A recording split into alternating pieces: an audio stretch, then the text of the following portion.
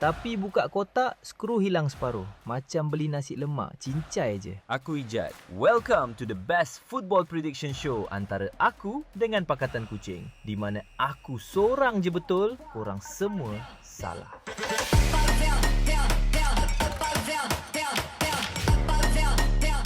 Jepun ni tauki besar bola Asia lah korang. Masuk tournament dengan momentum. Menang 1-0 lawan England kat Wembley, macam beli nasi lemak, cincai je. Sweden pula macam almari IKEA. Gambar katalog lawa ada Isak dengan Gyökeres. Tapi buka kotak, skru hilang separuh. Kulusevski tak ada langsung.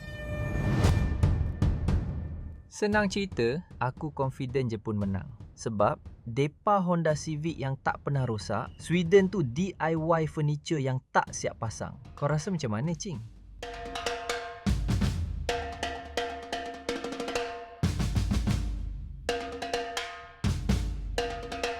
Tengok, kucing pun tahu Jepun bawa harapan satu Asia. Even haiwan ada otak lebih tajam dari korang yang sembang kencang. Kucing ni really copycat Dia takut nak lawan King Ijat ni.